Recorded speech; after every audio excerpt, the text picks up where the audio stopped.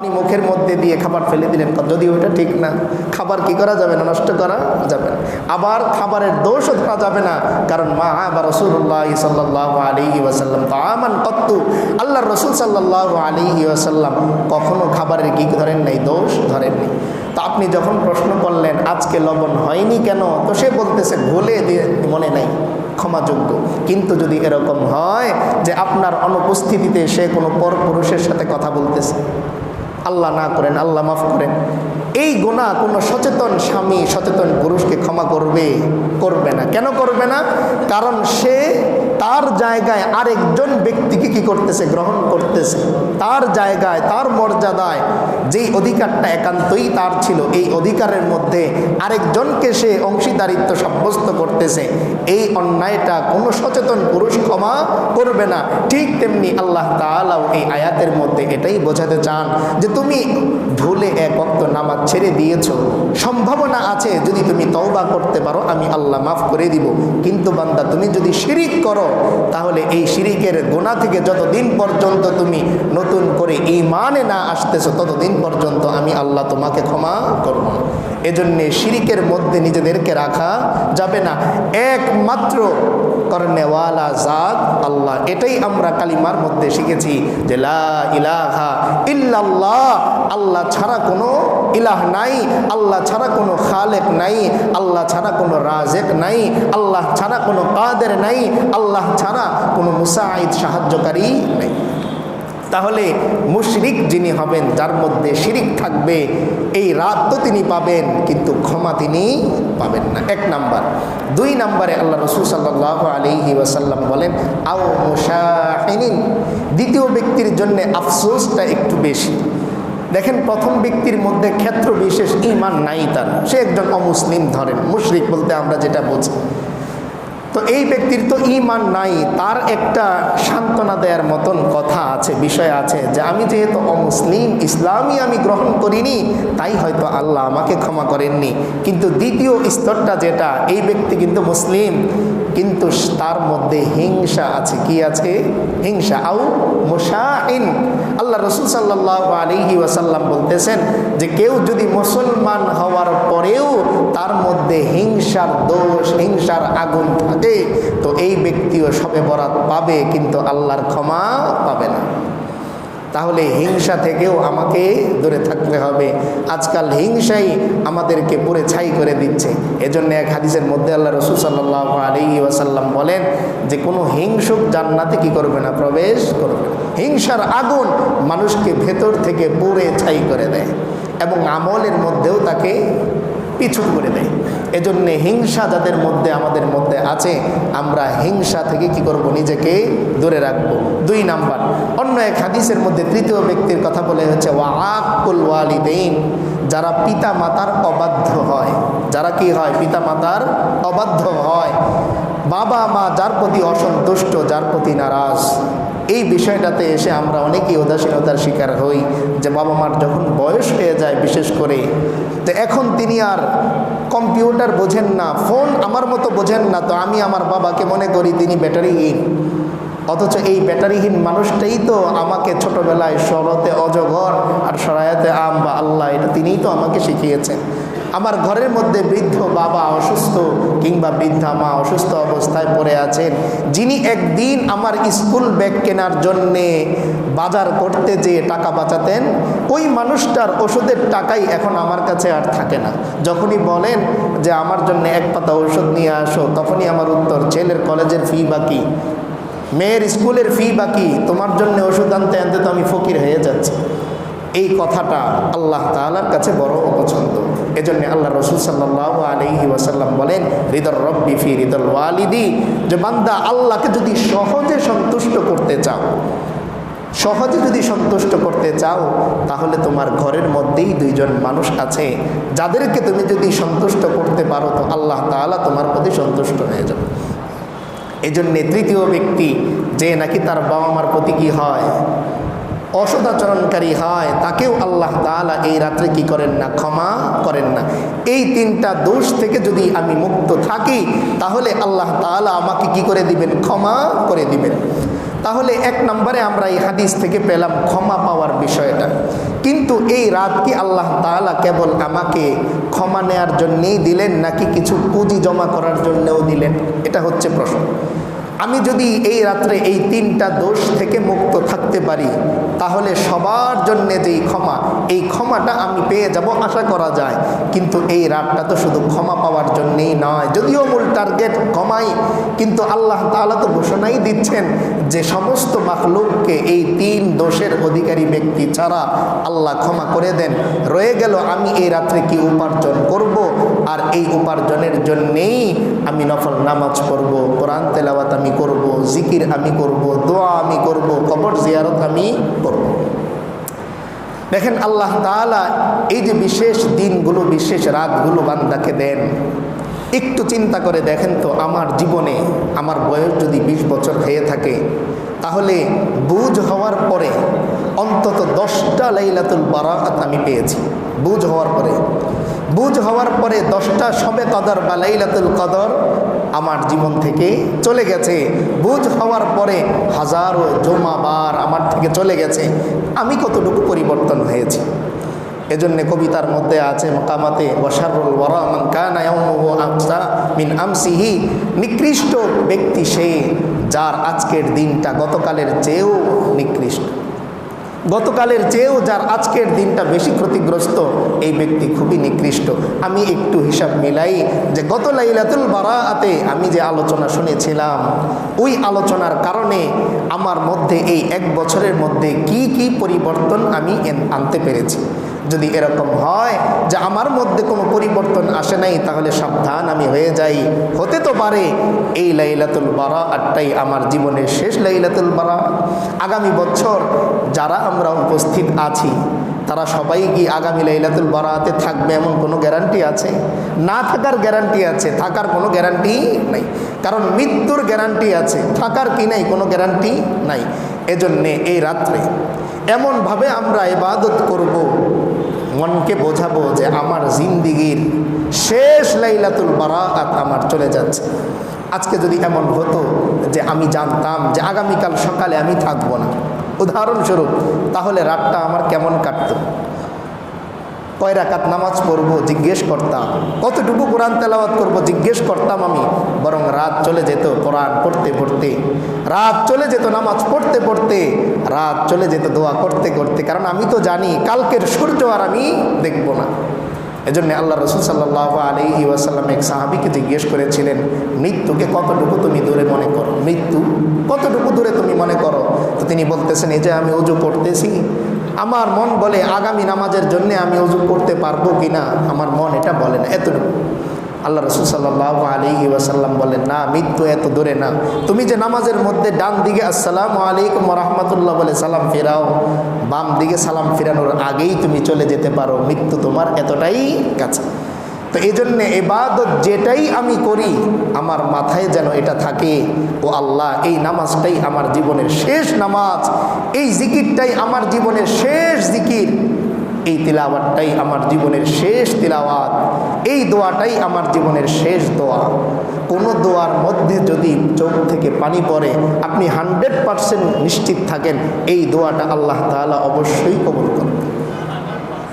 এজন্যে সবাই দোয়া করতেছেন, আমিও সবার দেখা দেখি দোয়া করলাম না, বরং একটা দোয়া, একটা মোনাজাত আজকে রাত্রে আমার এমন হোক যে আমি চোখটা বন্ধ করে নিজেকে বোঝাবো যে আজকের এই হাত তোলা আমার জীবনের শেষ হাত তোলা, আগামী বছর হয়তো আমি আর হাত তুলতে পারবো না। তাই আল্লাহকে বলবো, ও আল্লাহ আজকে এই মুহূর্তে আমার জিন্দিগির সমস্ত গুনাহগুলো আপনি মাফ করে দেন। এইভাবে যদি আমি নামাজ পড়তে পারি, এইভাবে যদি আমি তেলাওয়াত করতে পারি, তো দেখবেন ঘড়ি দেখা লাগবে না। অনেক সময় হয় না, নামাজ পড়তেছি, আপনি কোরআন তেলাওয়াত করতেছি, অন্য কোনো কাজ নেই, কিন্তু আমি টাইম ধরা আধা ঘন্টা তেলাওয়াত করব, কিংবা শুধু 30 বার 33 বার তাসবিহ পড়ব। যেগুলো মাসনুন আমল আছে সেগুলো তো আছে, যখন আমি নফল করতেছি তখন যেন আমি সীমাবদ্ধ আমলের মধ্যে না থাকি, যে আমি ভাগ করলাম 12টা পর্যন্ত আমল করে পরে ঘুমাবো। আমি তো নিয়ত করেছি 12টায় ঘুমাবো, আল্লাহ যদি আমার জন্য লিখে রাখেন যে 12:30টায় আমি বারান্দায় শুয়ে থাকবো, সম্ভব তো এই জন্যে আমি এরকম টার্গেট না করি, বাস আমি আমল করতে থাকি যতক্ষণ পর্যন্ত আমার শরীরের মধ্যে ক্লান্তি না আসে। এরপরে যদি আমি একান্ত ক্লান্ত হয়েই যাই, এরপরে যে একটু বিশ্রাম নেই, আমার বিশ্রামটাও তো যদি সুন্নাহ মোতাবেক হয় আমি ঘুমাবো আর সারা রাত নফল ইবাদতের সওয়াব হতে থাকে। এই যে সুন্নাহ আমলগুলো আল্লাহ রাসূল সাল্লাল্লাহু আলাইহি ওয়াসাল্লাম কেন দিলেন? যে আমি বাথরুমে টয়লেটে প্রবেশ করব, যখন আমি দোয়া পড়তেছি আল্লাহুম্মা ইন্নী আউযু বিকা মিনাল খুবুসি ওয়াল খাবাইস, আমি এই টয়লেটের মধ্যে যে সময়টুকু আছি এই সময়টুকু আল্লাহ তাআলা আমার নফল ইবাদতের সওয়াব দান করে দেন। এমনকি আমি যে আমার ব্যক্তিগত কাজগুলো করি, পরিবারের সাথেও যে আমি সময় কাটাই, এই সময়টার মধ্যেও যদি আমি সুন্নাহ ফলো করতে পারি, তাহলে আল্লাহ তাআলা কাজ আমার, সব কিছু আমার, কিন্তু আল্লাহ তাআলা এই কাজগুলোকেও ইবাদতে কি করে দেন? পরিণত করে দেন। তবে শর্ত হচ্ছে এই যে আমি যেন আবার সারা রাত নফল ইবাদত করতে করতে আবার ফজরের নামাজ জামাত যেন মিস না করি। কারণ একটা ফরজের মূল্য কোটি কোটি নফল দিয়েও কি করা যাবে না, পূরণ করা যাবে না। এই জন্য ইবাদতের ক্ষেত্রে আবার যেন জজবায় আমি না পড়ি। ছোটোবেলায় এটা হয় অনেকের ক্ষেত্রে, সারা রাত মসজিদে সে বসে আছে, এবার ফজরের আজান দেওয়ার আগ মুহূর্তে একটু ঝিমুনি চলে এসে তো শুয়ে পড়েছে, পরের দিন 10টায় সে উঠেছে, এমন যেন না হয়। তবে যতটুকু আমি আমল করব, মাথায় যেন আমার এই কথাটা থাকে যে আমি যে এই নামাজ পড়তেছি এই নামাজটা আমার জীবনের শেষ নামাজ। ইমামে আজম আবু হানিফা রাহিমাহুল্লাহ তিনি একবার নামাজ পড়তেছেন, আর সূরা ইয়াসিনের যে একটা আয়াত ওয়ামতাজুল ইয়াউমা আইয়ুহাল মুজরিমুন, একটা আয়াত আছে না, ওয়ামতাজুল ইয়াউমা আইয়ুহাল মুজরিমুন, তিনি নামাজের মধ্যে কান্না করা শুরু করলেন। সারা রাত চলে গেছে, বারবার এই আয়াত তিনি পড়েন, ওয়ামতাজুল ইয়াউমা আইয়ুহাল মুজরিমুন। তিনি কান্না করেন, আবার পড়েন ওয়ামতাজুল ইয়াউমা আইয়ুহাল মুজরিমুন। আবার তিনি কান্না করেন, আবার বলেন ওয়ামতাজুল ইয়াউমা আইয়ুহাল মুজরিমুন। এভাবে সারা রাত কেটে গেল, বারবার তিনি পড়েন ওয়ামতাজুল ইয়াউমা আইয়ুহাল মুজরিমুন। সারা রাত এই আয়াত পড়তে পড়তে তার কেটে যায়। এবার সঙ্গী সাথীরা জিজ্ঞেস করে, ও ইমামে আজম, এই আয়াতের মধ্যে এমন কি স্বাদ আপনি পেলেন, সারা রাত আপনি তেলাওয়াত করলেন আর কান্না করলেন? ইমামে আজম উত্তর দেন, ও আমার ভাইয়েরা, এই আয়াতের মধ্যে আমার আল্লাহ ঘোষণা দিচ্ছেন হাসরের ময়দানে যখন সমস্ত নেকি বান্দারা আর পাপী বান্দারা এক হয়ে যাবে। দুনিয়ার মধ্যে এরকম হয় না যে মনে করেন রেজাল্ট দিচ্ছে, সব ছাত্ররা এক হয়ে আছে, যারা ফেল করবে তারা সবার আগে, যারা পাশ করেছে তারা চুপচাপ সবার শেষে এসে দাঁড়িয়ে আছে, কিন্তু যারা ফেল করবে তারা ভিড়াভিড়ি করে সবার আগে। কারণ তার তো উদ্দেশ্য হচ্ছে পাশ করলে বাবার পিটানি থেকে বাঁচা যাবে অন্তত, তাই শুনে যাই পাশ করেছি কিনা। হাসরের ময়দানেও পাপী নেকি সবাই এক কাতারে এরকম জড়সড় হয়ে দেখা যাবে পাপীর আগে চলে এসেছে। তখন আল্লাহ তাআলা ঘোষণা দিবেন, ওয়ামতাজুল ইয়াউমা আইয়ুহাল মুজরিমুন, ও পাপীরা আলাদা হয়ে যাও, নেকি বান্দাদের সাথে তোমরা দাঁড়িয়েও না। দুনিয়ার মধ্যে আমি আল্লাহ রহমান ছিলাম বলে তুমি নামাজ পড়ো নাই, তবু যে নামাজ পড়েছে তার মতো খাবার আমি আল্লাহ তোমাকে দিয়েছি। দুনিয়ার মধ্যে আমি আল্লাহ রহমান ছিলাম বলে একজন মুমিন বান্দা যেই রাস্তা দিয়ে নিরাপদে হেঁটেছে, আমি আল্লাহ তোমাকে ওই রাস্তায় নিরাপদে গন্তব্যে পৌঁছিয়েছি। দুনিয়ায় আমি আল্লাহ রহমান ছিলাম বলে একজন মুমিন বান্দাকে যেই নদীর মাছ আমি আল্লাহ খাইয়েছি, ওই মাছ আমি তোমাকেও খাইয়েছি। দুনিয়ায় আমি আল্লাহ রহমান থাকার কারণে তুমি অন্যায় করেছো, আমি আল্লাহ আযাব দেই নাই, শাস্তি দেই নাই, বরং একজন মুমিন যেভাবে জীবন কাটিয়েছে ক্ষেত্র বিশেষ তার চাইতে আরো সুন্দর জীবন আমি আল্লাহ তোমাকে দিয়েছি। কিন্তু বান্দা আমি আজকে হয়ে যাব রহিম কাহার, তাই ওয়ামতাজুল ইয়াউমা আইয়ুহাল মুজরিমুন, অপরাধীরা আলাদা হয়ে যাও, কারণ আমি আল্লাহ দুনিয়ার মতো নয়, বরং আখিরাতে আমি আল্লাহ দুই ভাগে বান্দাদের ভাগ করব। এক নাম্বার ভাগ হচ্ছে আসহাবুল ইয়ামিন, মা আসহাবুল ইয়ামিন, একটা দল হচ্ছে যারা ডান পাশে থাকবে, তাদের জন্য আমি আল্লাহ জান্নাত রেখেছি। কোরআনে আল্লাহ বলেন ফারিকুম ফিল জান্নাহ, ডান পাশে যে বান্দাগুলো সিরিয়াল পাবে আমি আল্লাহ তাদেরকে জান্নাতের বাসিন্দা বানিয়ে দিব। আর বাম পাশে আরেকটা দল থাকবে, ওয়া আসহাবুশ শিমালি মা আসহাবুশ শিমাল, বাম পাশেও কিছু বান্দা জায়গা পাবে। আমি আল্লাহ ওই সমস্ত বান্দাদেরকে জান্নাত নয় বরং জাহান্নামের বাসিন্দা বানাবো। তো এই আয়াতের মধ্যে আল্লাহ তাআলা অগ্রিম ঘোষণা করে দিচ্ছেন যে বান্দা দুনিয়ার মতো দেখবেন রোজা রাখে নাই, কিন্তু কেউ আবার মাইন্ডে নেবেন না, ইফতারে তিনি সবার আগে উপস্থিত, মনে হচ্ছে যে সে 2 দিন ধরে রোজা আছে, কিন্তু হাসরের ময়দানে ধোঁকা দেওয়ার কোনো সুযোগ নাই, বরং আল্লাহ তাআলা ভিডিও স্কিপের মধ্যে তার আমল নামাটা তুলে ধরবেন। আর বান্দা বলবে মালি হাদাল কিতাব লা ইউগাদিরু সাগীরাতাও ওয়ালা কাবীরা ইল্লা আহসাহা।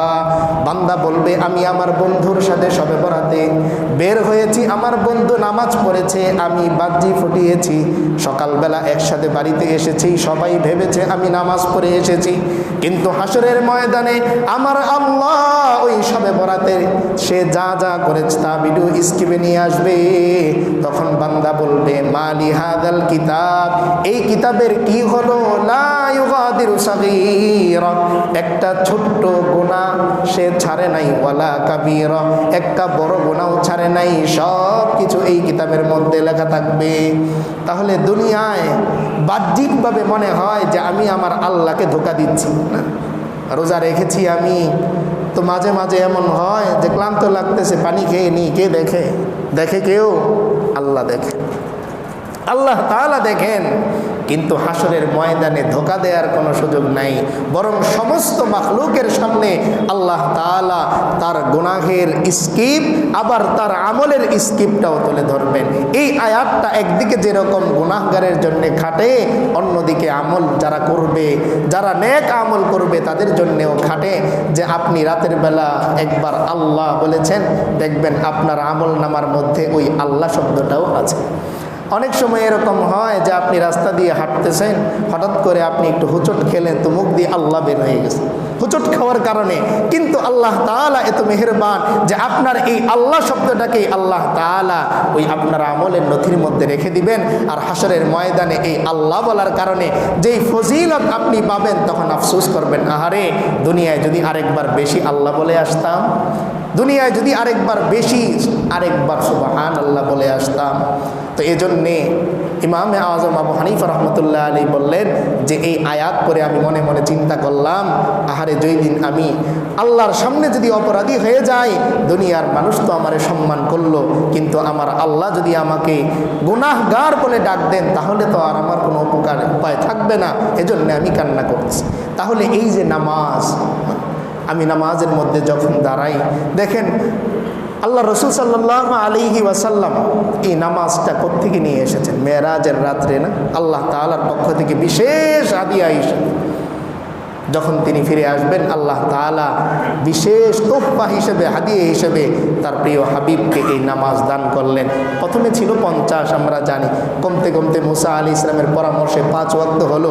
কিন্তু কোরআনের মধ্যে আয়াত আছে লা মুবাদ্দিলা লিকালিমাতিল্লাহ, আল্লাহ বলেন আমি যা বলি তাই ঠিক থাকে, কোনো পরিবর্তন হয় না। দুনিয়ার কিতাবের মধ্যে, নথির মধ্যে, বইয়ের মধ্যে দ্বিতীয় সংস্করণ আসে, কারেকশন হয়, কিন্তু কোরআনের মধ্যে আজীবন কোনো কারেকশন নাই।